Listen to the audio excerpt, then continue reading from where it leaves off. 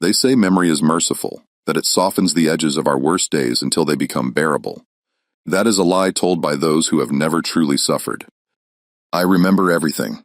The scent of magnolia blossoms drifting through my bedroom window on the morning my father decided I was no longer his daughter. The weight of silk against my skin, the last time I would wear such fabric for years. The sound of his footsteps in the hallway, steady and purposeful, the footsteps of a man who had made a terrible decision and would not turn back. My name was Genevieve Dubois. I was 20 years old, educated in French and Latin, accomplished at the pianoforte, and promised to marry the son of a shipping magnate by Christmas. On a warm September evening, I watched my father supervise the unloading of contraband at the docks, and by the following week, I no longer existed, not as Genevieve, not as anything but property, but I am getting ahead of myself. Every fall begins with a single step, and mine began in the parlor of our Creole townhouse on Royal Street, where I sat embroidering roses onto linen, while my father prepared for what he called business matters. Judge Laurent Dubois was a monument in New Orleans society, a man whose word could condemn or absolve, whose presence commanded respect in drawing rooms and courtrooms alike. He was my hero, the man who taught me that justice was the highest calling, that integrity was worth more than gold. He quoted Cicero at breakfast and donated generously to the orphanage. He was a beautiful lie, and I believed every word. Our home was a testament to his success, or so I thought. 3 stories of elegant architecture with row iron balconies that overlooked the street, high ceilings painted with pastoral scenes. Furniture imported from France, the floors were polished cypress. The walls covered in silk damask, the windows dressed in velvet curtains that pulled on the floor in luxurious folds. Crystal chandeliers hung in every major room, catching the light and scattering it in rainbow fragments across the walls. It was a house designed to impress, to announce to the world that Judge Laurent Dubois was a man of substance and taste. My mother presided over it all with the distracted grace of a woman who had learned not to ask too many questions. She had been a beauty once, the daughter of a respected family with dark hair and eyes the color of honey. But something in her had dimmed over the years. She spent most of her time in her rooms reading novels and taking tonics for ailments that had no name. I see now that she knew or suspected and had chosen the comfort of willful ignorance over the danger of truth. She would hum to herself old French songs from her childhood and stare out the window at the street below as if waiting for something that would never arrive. I had no such luxury of ignorance, though I tried to maintain it. The first crack appeared on a Tuesday in late August. I was reviewing household accounts, a duty my mother had abandoned to me after her health declined, and I noticed irregularities. My father's judicial salary was respectable but modest. Yet our expenses had tripled in recent months. New furniture arrived monthly, each piece more elaborate than the last. My mother's jewelry box overflowed with pearls and emeralds, sapphires and diamonds, pieces that would have cost a fortune. There were payments to people I did not recognize, large sums with vague notations like consulting fees or business expenses. When I asked him about it, he smiled that warm paternal smile and told me not to trouble my pretty head with such matters. He kissed my forehead. I smelled cognac and tobacco and something else, something sharp and foreign like tar and salt water. I should have let it go. God knows my life would have been easier if I had simply returned to my embroidery and my piano lessons and my comfortable ignorance. But my grandfather, my mother's father, had been a different kind of man than my father. He had been a circuit judge in the territories, a man who believed justice was meant for everyone, even though society deemed unworthy. He died when I was 15, but his words stayed with me like a fever I could not shake. "Genevieve," he had said, holding my hands in his weathered ones, "the greatest sin is not ignorance, but willful blindness. When you see wrong, you must name it, even if the world punishes you for speaking." So I began to watch my father more carefully. I noticed patterns.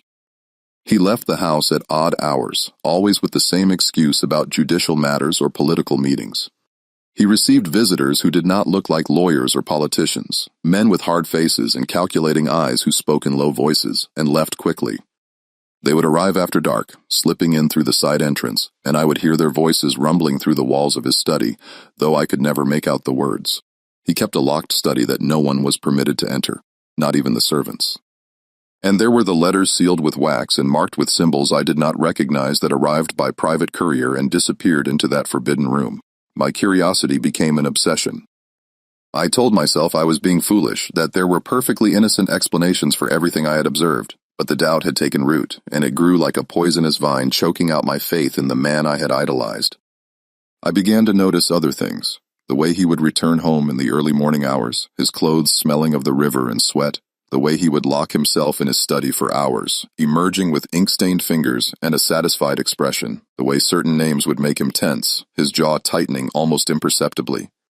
Finally, I made a decision that would change everything. I would follow him and see for myself what business kept him out until dawn. So, I followed my father. It was shamefully easy. He left the house at midnight on a Thursday, thinking everyone asleep, and I simply wrapped myself in a dark cloak and trailed behind his carriage through the French Quarter's narrow streets. The city at night was a different creature, dangerous and alive, filled with sounds I had only imagined. Drunken laughter spilled from taverns. Women in rouge beckoned from doorways, their voices husky with promises and desperation. The air grew thicker as we approached the docks, heavy with the smell of the river, that ancient brown water that had seen so much suffering, so much commerce, so much sin. His carriage stopped at a private wharf, one I knew belonged to a shipping company that operated just outside the bounds of respectability. I hid behind a stack of cotton bales, my heart hammering so hard I feared it would give me away. The night was warm and humid, the air so thick it felt like breathing through wet cloth. Mosquitoes whined around my ears. In the distance, I could hear the sounds of the city, muted and strange. And then I heard voices, and I peered around the cotton bales to see what I had come to witness. What I saw broke something fundamental inside me, something that could never be repaired. My father stood at the center of an operation that was efficient and brutal. A ship had docked, unmarked and low in the water, clearly carrying more than it should. Men, black men in chains, unloaded crates under the supervision of overseers with whips. But these were not ordinary goods. I saw weapons, rifles and pistols still packed in grease, crates marked with French and Spanish letters, barrels that I suspected contained rum or worse. This was smuggling on a scale that spoke of years of practice, of vast networks and corrupted officials. And at the center of it all stood Judge Laurent Dubois, inspecting ledgers by lantern light, his face calm and satisfied. I watched one man stumble under the weight of a crate, watched an overseer raise his whip, watched my father nod his permission. The crack of leather on flesh echoed across the water. The man did not cry out. He simply straightened and continued working, and in that silence I heard more suffering than in any scream. Our eyes met for just a moment, his and mine. He was perhaps 30, with scars on his arms, and something in his face that spoke of intelligence being slowly crushed under the weight of this existence. His eyes were dark and deep, and in them I saw a kind of resigned fury that I would come to understand intimately. Later I would learn his name was Marcus. Later he would help me burn my father's empire to ash. But that night, I simply fled. I ran through those dangerous streets without thought for propriety or safety, my mind fracturing under the weight of what I had witnessed. The man I loved most in the world was a criminal, and not just any criminal. He was trafficking contraband, likely weapons that would fuel conflicts, possibly enslaved people beyond what the law allowed even in this terrible place. He was using human beings as tools, breaking them methodically, and he did it with the same calm efficiency he brought to the dinner table.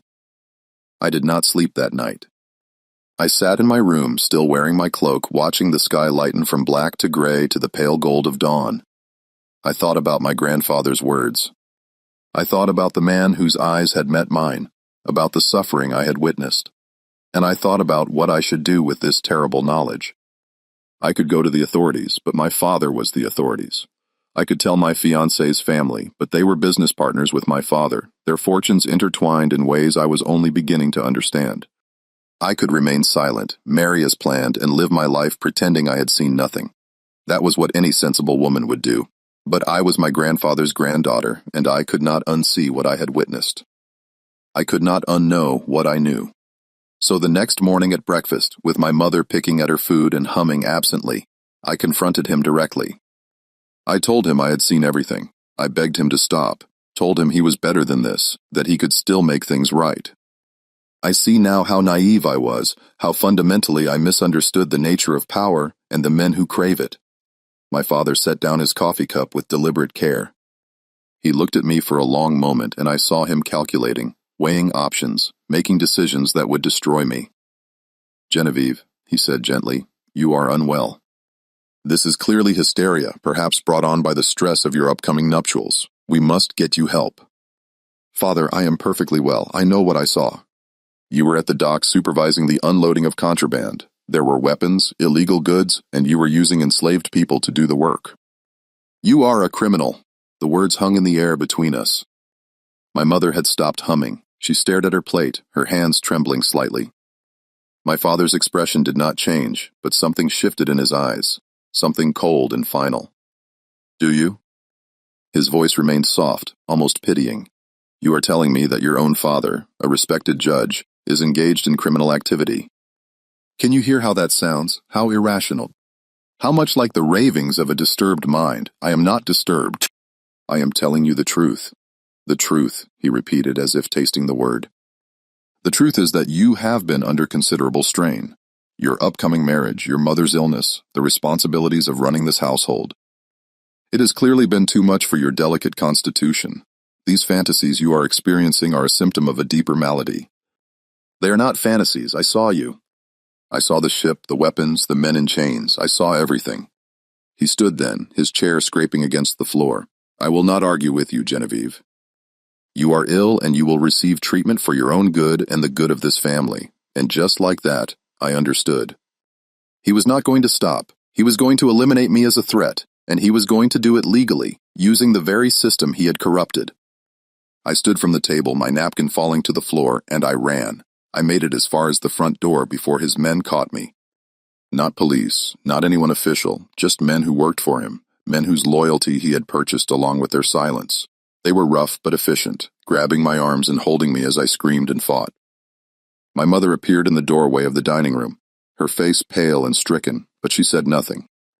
She simply watched as they dragged me back into the house, up the stairs, and locked me in my bedroom. I heard the key turn in the lock, heard their footsteps retreating down the hallway, and then silence. I spent the rest of that day pounding on the door, screaming for help, begging anyone who could hear me to let me out. No one came. The servants had been instructed to ignore me, and they did because their livelihoods depended on my father's goodwill. By evening, my voice was hoarse and my hands were bruised. I collapsed on my bed and wept until I had no tears left. They held me while a doctor arrived, a man with kind eyes and poisonous intentions. Dr. Mercier was well known in New Orleans society, respected and trusted. He had delivered me when I was born, had treated my childhood illnesses, had always been gentle and patient. But now he looked at me with professional detachment, as if I were a specimen to be examined rather than a person he had known for 20 years. He examined me briefly, asked me questions designed to trap me. Tell me, Genevieve, what did you see at these docks? My father was supervising the unloading of contraband. There were weapons, crates marked in foreign languages, enslaved people being forced to work. And what time was this? Midnight, perhaps a bit after, and you were there alone, a young lady of good family, wandering the docks at midnight. I followed my father. I wanted to know where he was going. I see. And does that seem like rational behavior to you? Does it seem like something a well-adjusted young woman would do? I saw the trap then, but it was too late. Anything I said would be used against me. If I insisted on the truth, I was delusional. If I recanted, I was admitting to lying. There was no way to win. Dr. Mercier shook his head sadly and signed papers declaring me mentally unsound, a danger to myself and others. Under Louisiana law in 1854, women had few rights, and a father had near absolute authority over an unmarried daughter. But my father went further than simply having me declared incompetent. He knew that would not be enough, that eventually questions would be asked that my fiancé's family might investigate. So he found another method, one that was diabolic in its creativity. Louisiana's complex caste system was built on the concept of racial purity, with elaborate legal definitions of who was white, who was colored, who had rights, and who did not. The state recognized multiple categories: white free people of color, enslaved people with further subdivisions based on the proportion of African ancestry. It was a system designed to maintain white supremacy while acknowledging the reality of a mixed-race society. And it was a system my father knew intimately. Using his connections and his judicial authority, he produced evidence of African ancestry in my mother's bloodline. It was entirely fabricated documents that claimed my maternal great-grandmother had been a quadroon, a woman of one-quarter African descent. In the rigid hierarchy of New Orleans, this would make me in 1/8 black and therefore subject to entirely different laws.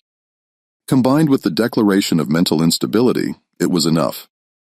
Within 3 weeks, I had been stripped of every right, every protection. Genevieve Dubois, the judge's daughter, ceased to exist in the eyes of the law. I screamed. I fought. I called for help to neighbors who turned away, to my mother, who wept but did nothing, to my fiancé, who simply disappeared. No one challenged Judge Dubois. His power was absolute, and I was learning a terrible lesson about the nature of society. All those fine words about justice and dignity and human worth meant nothing when they conflicted with convenience. I was inconvenient, so I was erased. Before I tell you what happened next, I want to know something. Where are you hearing this story from? Are you listening alone in the dark? Or is someone beside you? Leave a comment telling me where you are right now. And if these tales of resistance and survival speak to you, subscribe to this channel. These stories matter. They must not be forgotten. They kept me locked in my room for 2 weeks while the paperwork was processed. My father visited me once during that time. He stood in the doorway looking at me with something that might have been regret, but was more likely calculation. You could have had everything, Genevieve, he said. A good marriage, a comfortable life, respect. All you had to do was keep silent, but you could not do that, could you? You had to be righteous like your grandfather. And look where it has brought you. You are a monster, I said. My voice was from screaming, from begging, from crying until I had no tears left. No, he said calmly. I am a pragmatist, and you are a problem that I have solved. Goodbye, Genevieve. I do not expect we will see each other again. He was wrong about that, but he would not learn it until it was too late. The day they took me to the private auction house, it was raining. I remember the sound of it on the roof, steady and indifferent. They had dressed me in rough cotton, removed my jewelry, cut my hair short. I was being transformed from person to property, and the process was methodical. The auction house catered to those who wanted discretion, who were buying slaves for purposes they did not want examined too closely. There were perhaps a dozen other souls there that day, all of us standing on a raised platform, while men with calculating eyes assessed our worth. The room smelled of tobacco and sweat and fear. The walls were bare brick, the floor rough wood. There were no windows, just oil lamps that cast flickering shadows across the faces of the buyers. They walked around us, examining us like livestock, commenting on our physical attributes as if we could not hear them. I felt hands on my arms checking muscle tone. Someone pried open my mouth to examine my teeth. I wanted to bite those fingers, to scream, to fight, but I had learned that resistance only brought more pain. I was purchased by a sugar planter named Hutchinson, a man whose reputation for cruelty extended even to New Orleans. He paid well for me, I later learned, because I was young and educated enough to be broken into service in the main house, or so he thought. He looked at me the way one might look at a horse, checking my teeth, examining my hands, asking me to walk so he could assess my physical condition. I wanted to spit in his face. I wanted to claw his eyes out, but I had already learned that resistance in that moment would only bring more pain, so I stood silent and let myself be sold. The journey to his plantation took 2 days by riverboat and wagon. I was kept separate from the other slaves, still too clearly different, still marked by years of privilege that showed in my posture and my speech. The other enslaved people looked at me with suspicion and something that might have been pity. They knew what I did not yet understand, that I was about to enter a hell that would make my previous suffering seem like a minor inconvenience. We traveled down the Mississippi, that great brown river that was the lifeblood of the South's economy and the highway of its sins. I watched the landscape change from the urban density of New Orleans to the endless green of sugarcane fields. Plantation after plantation lined the river, each one a self-contained world of suffering. I saw enslaved people working in the fields, their bodies bent under the weight of labor and oppression. I saw the great houses where the planters lived, white columns gleaming in the sun, built on foundations of human misery. Hutchinson's plantation was called Belle Rive, a mockery of a name for a place of such suffering. 300 acres of sugarcane worked by over 100 enslaved people with a house that tried to ape European grandeur, but achieved only grotesque pretension. The main house was white-columned and sprawling, surrounded by gardens that were maintained by enslaved gardeners. Behind it, out of sight of visitors, were the slave quarters, rows of rough cabins that housed families in conditions barely fit for animals. And beyond that, stretching to the horizon, were the cane fields, green and beautiful and deadly. I was assigned to the house initially, but I made the mistake of speaking correctly, of forgetting to lower my eyes, of responding to the housekeeper's orders with the tone of someone who had once given orders herself. The housekeeper was a free woman of color named Deline, and she had survived by being harder on the enslaved people than any white overseer. She took one look at me and knew I would be trouble. The overseer, a man named Crawford, with a face like spoiled meat and breath that reek of whiskey, decided I needed to be taught my place. He had me sent to the fields. If you have never cut sugars under the Louisiana sun, you cannot imagine it. The stalks are thick and tough, requiring a machete to cut through. The leaves are sharp enough to slice skin, leaving cuts that burn with sweat and dirt. You work bent over, your back screaming, your hands bleeding from dawn until you cannot see anymore. The sun beats down without mercy, turning the fields into an oven. The humidity is so thick you feel like you are drowning in air. And always there are the overseers on their horses watching, waiting for any excuse to use their whips. The quotas are impossible. You will fail and you will be punished and you will fail again. That is the point. The system is designed not just to extract labor but to break the spirit, to make you forget you were ever human. I nearly broke. God forgive me, I wanted to.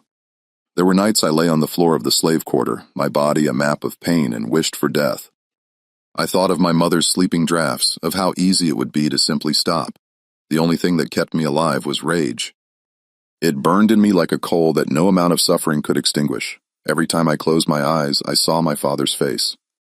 I heard his voice calling me unwell. I felt his betrayal like a knife between my ribs.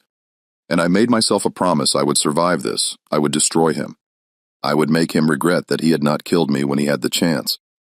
The other enslaved people on the plantation were wary of me at first. I was too different, too obviously not born to this life. They suspected I might be a spy for Hutchinson, or that I would break under the pressure and become dangerous to be around. But slowly, as they saw me endure the same suffering they did, as they watched me learn to survive, some of them began to accept me. There was an older woman named Aunt Bess who took pity on me. She was perhaps 50, though she looked 70, her body bent from decades of labor. She had been born on believe, had never known anything but this plantation, and yet she had maintained a core of dignity that no amount of cruelty could touch. She taught me which plants could ease pain and which could kill. She taught me how to make my rations last, how to treat wounds with what little we had, how to read the moods of the overseers and avoid their worst rages. She taught me the songs that carried coded messages, the stories that preserved African traditions, the small acts of resistance that kept the spirit alive. "You got fire in you," she said to me one night as we sat outside our cabin, too exhausted to sleep. "I seen it the first day you come here. That fire going to keep you alive or going to get you killed? You got to learn to bank it. Let it burn low and steady, not let it flare up where they can see it. How do you do it?" I asked, "How do you survive this without going mad?" She was quiet for a long time. "I remember," she said finally. "I remember my mama and her mama before her. I remember the stories they told about Africa, about being free. I remember every kindness, every small victory, every moment of beauty in all this ugliness. And I remember every wrong done to me and mine. And I know that someday, somehow, there's going to be a reckoning. Maybe not in my lifetime, but someday. That's what keeps me going." I understood then that survival was an act of resistance in itself. Every day I continued to live, every moment I refused to let them break me completely, was a small victory. But I wanted more than survival. I wanted revenge. 2 years passed. I learned things in those fields that no lady's education could teach. I learned to read the weather and the flight of birds and the smell of the air. I learned the complex social structure of the enslaved community, who could be trusted and who could not, who worked for Hutchinson and who merely pretended. I learned to make myself invisible, to hide my intelligence behind the mask of exhaustion. I learned to survive on almost nothing, to endure things I will not describe because they would break your heart as they nearly broke mine. And I learned to listen. The plantation was not isolated. News traveled along invisible networks carried by enslaved people who moved between properties, by freed men who worked as tradesmen, by overseers who drank too much and talked too freely. I learned that my father's operation had grown. He was now one of the most powerful men in Louisiana, his criminal empire hidden behind judicial robes. I learned that my mother had died officially of yellow fever, though I suspected grief and guilt had as much to do with it. I learned that my former fiancée had married someone else, a girl with an impeccable pedigree and no inconvenient sense of justice. I learned that Genevieve Dubois was remembered, if at all, as a tragic case of inherited mental instability. My father had won completely. But then Marcus arrived and everything changed. It was a sweltering August morning in 1856 when a wagon rolled up with a new group of enslaved people purchased in New Orleans. This was not unusual. Hutchinson bought regularly, worked people to death or near it, and bought again. The economy of sugar demanded fresh bodies. I was carrying water to the fields when I saw them being unloaded, and my eyes locked on a man whose face I recognized immediately. He was thinner, more scarred, but unmistakably the same man I had seen at the docks that night 2 years ago, the man whose eyes had met mine. Marcus. He recognized me too. I saw it in the way his posture shifted, the brief widening of his eyes, but he was smart enough not to show it further. We both understood that survival depended on giving away nothing. It was 3 days before we had a chance to speak, a brief moment when we were both sent to retrieve supplies from a storage shed. The overseer was dealing with a dispute on the other side of the property. We had perhaps 2 minutes. "You're the judge's daughter," he said quietly. It was not a question. "Not anymore. I'm no one, but you were her." "The night at the docks, yes." He was silent for a moment, and I could see him processing this, understanding the enormity of what my father had done. He sold his own daughter to protect his operation. "He did." Marcus shook his head slowly. "I thought I had seen every kind of evil. I was wrong." He looked at me, then really looked at me, seeing past the rough dress and the scars, seeing something that made him decide to trust me. I worked the docks for him for 3 years. I know things, names, dates, ships, warehouses. He kept records of everything because he was arrogant enough to think no one would ever dare challenge him. My heart began to race. "You remember specifics enough to hang him? If anyone would listen to a slave's testimony, but they wouldn't. What if we found someone who would? And there it was, the seed of a plan that would grow into my father's destruction." Over the following months, Marcus and I met whenever we could steal moments, always careful, always watching for informers. He told me everything he knew about my father's operation, and I told him about the legitimate business connections I remembered from my old life, the rivalries and alliances that formed New Orleans' power structure. Marcus had been born free in Charleston, the son of a skilled carpenter. He had been educated, could read and write, and had learned his father's trade. But when his father died and left debts, Marcus had been seized by creditors and sold south to pay what was owed. It was legal, barely, one of the many ways the system found to enslave free black people. He had ended up on the docks in New Orleans, where my father's operation used enslaved labor for the most dangerous and illegal work. Marcus had been forced to participate, knowing that refusal meant death. But he had watched and remembered everything. "Your father kept 2 sets of books," Marcus told me during one of our stolen conversations. One for the public, showing legitimate shipping business, and one hidden showing the real operation, weapons going to filibuster in Nicaragua and Cuba, stolen goods from ships that mysteriously sank, bribes to customs officials and harbor masters. He documented everything because he needed to keep track of his partners and their shares. "That ledger is in a safe in his study. I know that study," I said. "I was never allowed inside, but I know where it is. The safe is behind a painting of my grandfather, ironically enough.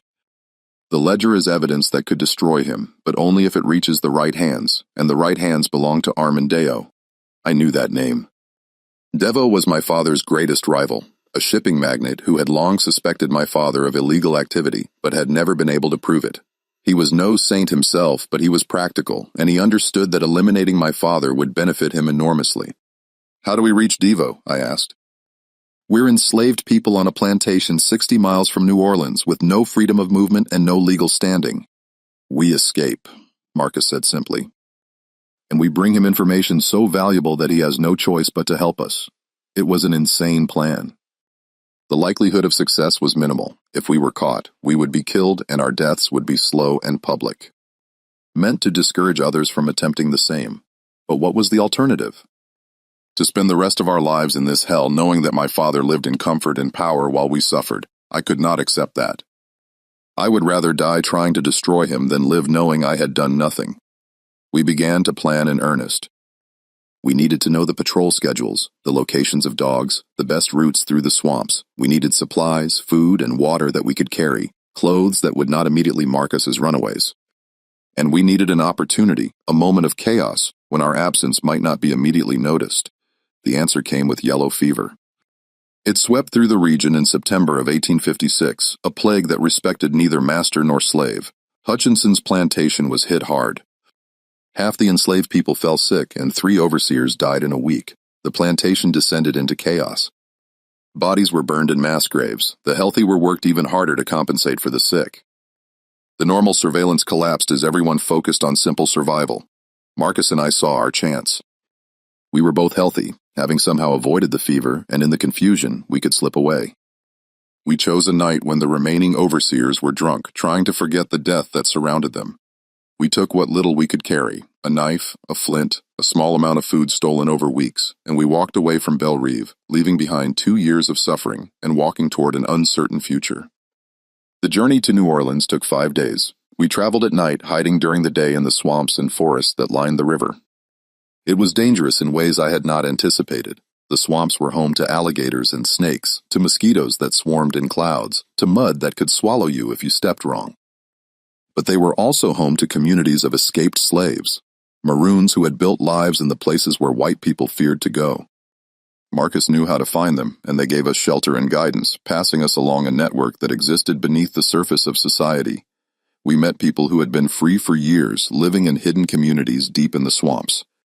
They had built houses on stilts, grew their own food, fished and hunted. They had created a world outside the plantation system, a world where they answered to no master. They were wary of strangers, but Marcus knew the right words to say, the right signs to make. They fed us, gave us directions, warned us of patrols. Without them, we would never have made it. We reached New Orleans on the 5th night, exhausted and filthy, but alive. The city was different at night, dangerous and full of possibility. Marcus had contacts among the enslaved and free black communities, people who could be trusted for a night's shelter or a meal. We made our way through the network, moving carefully, always aware that we were fugitives who could be captured at any moment. Finally, we reached the house of a free man of color named Baptiste, a dock worker whom Marcus had known before. Baptiste was suspicious at first, but when Marcus explained what we needed, he agreed to help. He carried a message to Armand Devo, a message that was simple and direct. The daughter of Judge Dubois has information that will make you the most powerful man in Louisiana. To his credit, Devo was curious enough to take the risk. He arranged to meet us in a warehouse he owned, with guards present in case this was some kind of trap. When he saw me, still in the rough dress of an enslaved field worker, dirty and scarred, and nothing like the refined daughter of his rival, he was skeptical. "You claim to be Genevieve Dubois," he said, his voice cold and assessing. "That girl died or went mad years ago. I am what my father made me," I said, meeting his eyes without flinching. "But I remember everything. My mother's maiden name was Rosalie Armand. Your mother and mine were cousins. I attended your daughter's 8th birthday party at your home on Esplanade Avenue.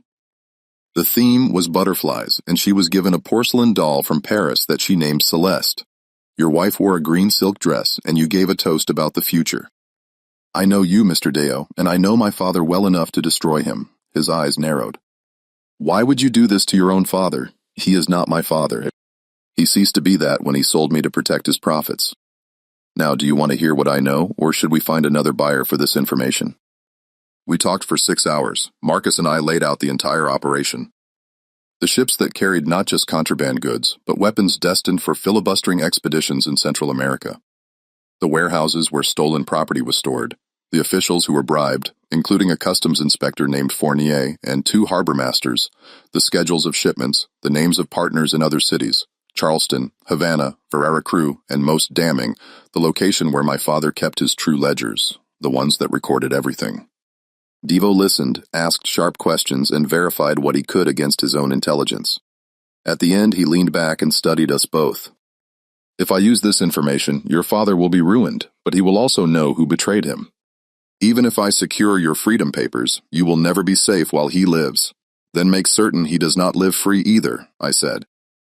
"Make certain he loses everything so completely that he has no power left to reach us."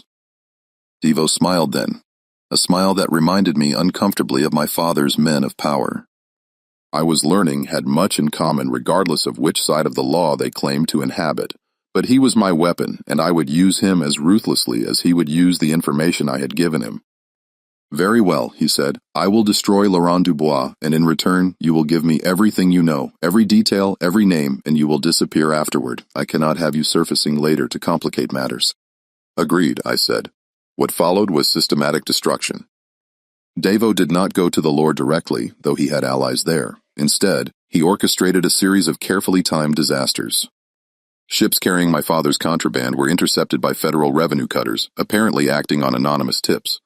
Warehouses suffered mysterious fires that destroyed evidence but also cost my father enormous sums. Partners in other cities were arrested on unrelated charges, and in their desperate attempts to save themselves, they gave up evidence that pointed back to New Orleans and Judge Dubois. It was death by 1,000 cuts, each one seemingly unconnected, but together forming an obvious pattern. My father fought back, of course. He used every connection, called in every favor, threatened and bribed and maneuvered. But Devo had prepared well, and the evidence was overwhelming. Federal prosecutors, unable to ignore such obvious corruption, even in a system designed to look the other way, were forced to act. The final blow came when Devo arranged for the true ledgers to be stolen from my father's study. It was done during a party my father hosted, a desperate attempt to shore up his social standing. While guests drank champagne and pretended not to notice the rumors swirling around their host, thieves broke into his study and cracked his safe. The ledgers were delivered to the newspapers, and the public outcry was immediate and savage. The hero judge was revealed as a villain who had corrupted the courts while profiting from illegal arms trading. In December of 1856, Judge Laurent Dubois was arrested in his own courtroom. His assets were seized, his reputation destroyed. The trial was swift, a mockery of justice that pleased me because it mirrored what he had done to me. He was convicted of conspiracy, smuggling, corruption, and a dozen other charges. He was sentenced to 20 years in the Louisiana State Penitentiary, a place of such horror that it was effectively a death sentence for a man his age. I attended the sentencing. Devo had secured my freedom papers and Marcus's price of our cooperation. The documents were legal fictions, claiming we had been wrongly enslaved due to clerical errors, but they were accepted in the chaos of my father's fall. I wore a simple dress, neither the finery of my old life nor the rags of my enslavement. I sat in the back of the courtroom and watched my father's face as the sentence was read. He searched the crowd, perhaps looking for someone who still believed in him, and his eyes found mine. He stared, and I saw recognition dawn. I saw him understand who had destroyed him. I did not smile. I did not gloat. I simply looked back at him with all the weight of what he had done to me reflected in my eyes. Then I stood and walked out, leaving him to contemplate the consequences of teaching his daughter that justice was the highest calling. Devo kept his word, perhaps because he respected the efficiency of our revenge, perhaps because it cost him little and bought him goodwill with the black community that had sheltered us. He gave us enough money to start over, a small price for the empire he had gained. We took it and disappeared before anyone could look too closely at our papers or our story. Marcus and I left Louisiana on a steamship bound for Philadelphia. We traveled as free people of color, which was dangerous in itself, but less dangerous than remaining in New Orleans, where someone might recognize me. The journey took 2 weeks, and every day I expected to be discovered, to be dragged back to face punishment for my escape and my revenge. But no one stopped us. We were just 2 more black people traveling north, invisible in our ordinariness. Philadelphia was a revelation. The free black community there was large and well established with churches and schools and businesses. There were still restrictions, still prejudice, but it was nothing like the suffocating oppression of Louisiana. We could walk the streets without papers. We could work for wages. We could build lives. We opened a small bookshop on a street where other black-owned businesses operated. It was modest, just 2 rooms, but it was ours. We sold books and newspapers, provided a place where people could gather and talk, offered literacy classes to those who had been denied education. Marcus used his carpentry skills to build the shelves and furniture. I used my education to teach and to manage the business. We built something good together, a small corner of dignity and peace in a world that had tried to destroy us both. We did not marry, though many assumed we had. The truth was more complicated than that. We were survivors who had been through hell together, who understood each other in ways that had nothing to do with romance and everything to do with shared trauma and shared victory. We were partners in the truest sense, bound by respect and common purpose. There was affection between us, certainly, and loyalty that ran deeper than blood. But we had both been broken in ways that made traditional relationships difficult. We found comfort in our friendship and in the work we did together. But I never forgot. I kept track of the news from Louisiana through newspapers and letters from contacts Devo had provided. I learned that my father's trial had been a sensation, that his fall had exposed corruption throughout the Louisiana judiciary. I learned that several other officials had been arrested in the aftermath. I learned that the federal government had cracked down on smuggling operations throughout the Gulf Coast. My revenge had accomplished more than I had dared hope. And I learned that my father died in prison in 1859, killed in a fight with another inmate over something trivial. The newspapers reported it as a tragedy, the final chapter in the fall of a once great man. I felt nothing when I read that news. The man I had loved was already dead, killed by his own greed and cruelty years before. The body that died in prison was just the conclusion of a story that ended the day he sold his daughter. Marcus lived until 1873, dying of pneumonia at the age of 49. We had built something good together, a small corner of dignity and peace in a world that had tried to destroy us both. I mourned him as I would mourn a brother, a fellow soldier who had fought beside me in a war that most people did not even know was being waged. After his death, I continued running the bookshop alone, serving the community, telling stories to children who needed to know that survival was possible, that resistance took many forms, that intelligence and courage could triumph over even the most overwhelming power. I never returned to New Orleans. I never spoke publicly about who I had been or what I had endured, but I wrote it all down, every detail, so that someday someone might understand, so that the girl who died in that auction house might be remembered, and so that the woman who rose from those ashes might bear witness to what she had seen and what she had done. This is my testimony. This is my truth. And if there is any justice in the universe, it is that my father spent his last days in chains knowing that it was his own daughter who had put them there using the very principles he had pretended to uphold. They tried to erase me. They thought they could take my name, my identity, my humanity, and leave nothing behind. They were wrong. I am Genevieve Dubois, and I survived.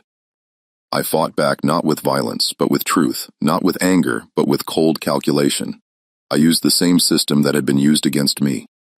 And I burned my father's empire to the ground.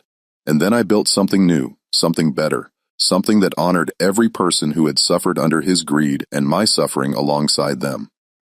This is how resistance looks sometimes, not in open rebellion, but in patient, careful destruction. In memory, in refusal to disappear, in the quiet work of building community and passing on knowledge, in the determination to survive, and to make that survival mean something. I lived my life in Philadelphia, known simply as Miss Genevieve to the community that embraced me. I taught children to read. I provided books to those hungry for knowledge. I offered shelter to fugitives traveling the Underground Railroad. I lived to see the Civil War, to see slavery finally abolished, though I knew the fight for true freedom was far from over. And I lived knowing that I had taken the worst thing that had ever happened to me and transformed it into a weapon that destroyed the man who had wielded it. That is my legacy. Not the fine dresses or the elegant townhouse or the respectable marriage I was supposed to have, but this. I survived. I resisted. I won. And I made sure that my story, and the stories of those who suffered alongside me, would not be forgotten. This was the story of the woman who would only be known as Miss Genevieve in Philadelphia's black community. She lived until 1891, dying at the age of 57. Her bookshop continued operating under new ownership until 1923. She left no direct descendants, but her story, preserved in private letters discovered in 2011, provided historians with detailed evidence of the Dubois smuggling operation and the complex dynamics of race, class, and resistance in antebellum Louisiana. Her account remains one of the few first-person narratives of a white woman who experienced enslavement, offering unique insight into the arbitrary nature of racial classification and the vulnerability of women under 19th century law. The letters are now housed in the Library Company of Philadelphia, available to researchers studying the era. The echoes of Genevieve's methodical revenge reverberate through time, a stark reminder that resistance takes many forms and that intelligence can be as powerful as any weapon. If these untold stories of defiance, survival, and calculated justice resonate with you, join our community. Subscribe to our channel to uncover more hidden truths from the shadows of slavery and the forgotten voices who refuse to be silenced. Your support keeps these powerful narratives alive. Leave a comment sharing what moved you most about Genevieve's journey. Or tell us what other stories of resistance you want to hear.